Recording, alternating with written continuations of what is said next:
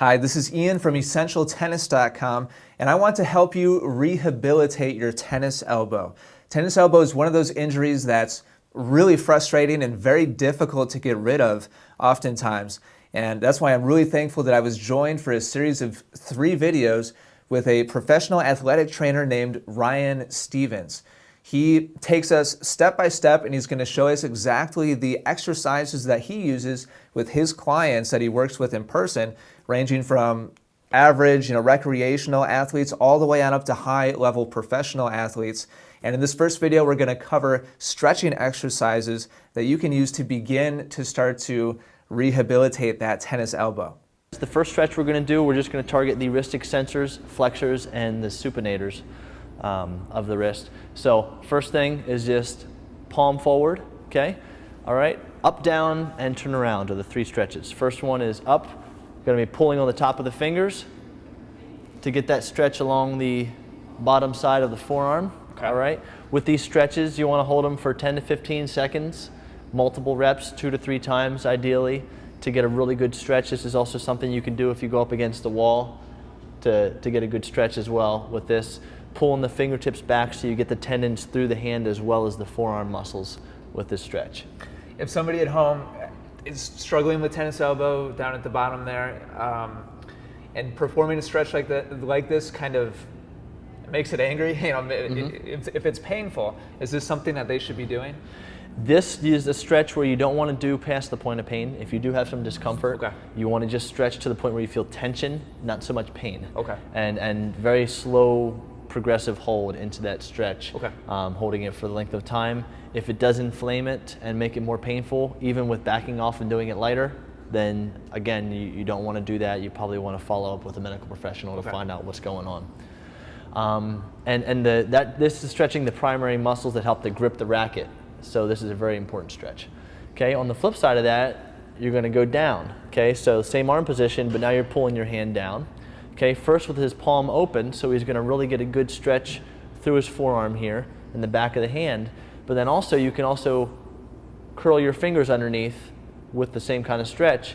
That's going to place more tension on the tendon on the back of the hand. So you get the muscular stretch with the hand open, and then when you pull the fingers in, you get more of that tension across the back side of the hand too. So you're getting the entire length of the tendon and muscle stretched. Are these good for wrist mobility as well? Definitely, and it's going to improve your flexibility and your mobility of your wrist with both extension and flexion. And if you're doing your stretches and the mobility is not improving, it may be a joint issue, in which case you would want to follow up with a physical therapist or athletic trainer or a medical professional who could address that issue for you if the stretches are not enough. Okay. And then the last one is up like this again, and then you turn it around so that you're getting your rotational muscles of your forearm stretched. Okay, so pulling the fingers back in this supinated position is going to stretch the muscles that assist with turning your wrist over when you're striking the ball. And you can even, as you're doing this, rotate your arm even more to get even more of a stretch into that rotational component with those muscles.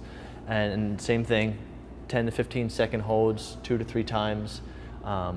Should be feeling a muscular stretch. If you're feeling a pinch in the joint, you shouldn't be jamming into it. It's a more gentle stretch, and if it doesn't resolve with just range of motion, then again, looking into a professional to help you with that. Okay. So those are 3 stretches that are really important to do both before but more importantly after a lot of playing, to keep the muscles at their normal resting length. Once they're fatigued, they will tighten up and they'll shorten, and you want to make sure that you're keeping them at their regular length so it's not leading to spasm and inflammation. Okay.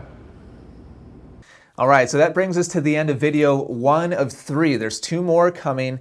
I'm going to put links to them somewhere right around this video as soon as they're available. And both videos 2 and 3 focus on strengthening exercises. Once you've let your arm rest a little bit and you've started to use these stretching exercises to get the pain and inflammation down, then you want to start to strengthen that area of your body. Only once you get to that point, by the way. Be careful that you don't overdo it at first. And that's what we're going to show you in video 2 and 3. So watch for those. If you've enjoyed this video, do me a favor and like it right down below. And if there's any other types of injuries that you'd like to see Ryan and I cover, do me a favor and leave that in the comments down below, because we did a whole bunch of videos together and I want to get a good feel for what people are looking for, what topics and what areas. So let me know. Thank you so much for watching. I appreciate it, and I'll be talking to you again very soon. Want to serve more like the pros? Find out how as I compare Federer, Nadal, and Djokovic in my free 5-video course. Get it now at freeservecourse.com. That's freeservecourse.com.